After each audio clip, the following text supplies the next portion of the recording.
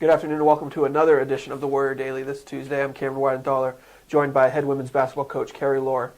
Talk about that game at Northwood, first GLIAC loss of the season, and you said nobody's going to run the table, and Northwood, they came out on fire and they stayed on fire. They did. I mean, Northwood played a fantastic game, and unfortunately we weren't at our best. Mm-hmm. So I think that is just really a testimony to the league. I think that anybody can beat anybody on any given night, home or away. And good news is I thought that we showed some resilience and bounced back and got ready for Saturday. Yeah, you led me right to it. 20-point win at Saginaw Valley. I mean, that's a nice way to answer for your team. We were not real happy. That was a long bus ride home from Midland. Right. Rewatching the entire game film from beginning to end on Friday might have set the tone a little bit. We didn't serve popcorn, so yep. Friday's practice was short and sweet, but very intense. Yep. And I'm really happy with the way that our team responded, and I think we all, coaches included, learn from that, and we move on. Yeah, overall, you never want to lose a game, but it's hard to teach some things after wins because the girls aren't listening necessarily.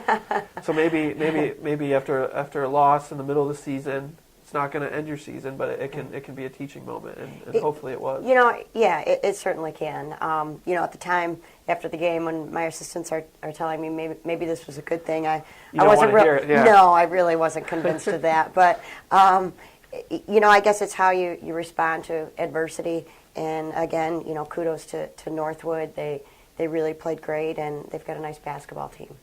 7 of 12. That takes us to the end of the regular season. 7 of the 12 games played inside the math. I talked about the team's goals for the rest of the regular season and playing at home, obviously, for the majority of those games. Yeah, I'm excited about playing at home, and I know the girls are too. Again, though, that's the beauty of this league, and the travel is long and can be brutal at times, so you really need to capitalize on those home games. We're excited to see Michigan Tech. We've obviously watched them on film and know that once again they're a front runner for a league title, and we're excited to play them. And expound on that a little bit. Preview Michigan Tech for us, and then a little bit on Northern Michigan too for Saturday's game. Really both teams just come with a lot of offensive power. I guess maybe people say that about us too. I don't know. I would think so, yeah. But Michigan Tech has a great tradition there.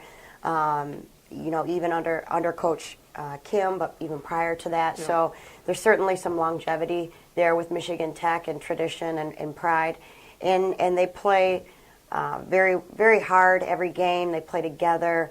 They're just really a well-oiled wheel, so to speak. Yeah. And then Northern Michigan is certainly putting up a lot of points this year. And they, too, have a lot of weapons, a lot of young weapons, as does Michigan Tech. So, the future's bright for both of those programs without question, and they're already playing really well. Yeah.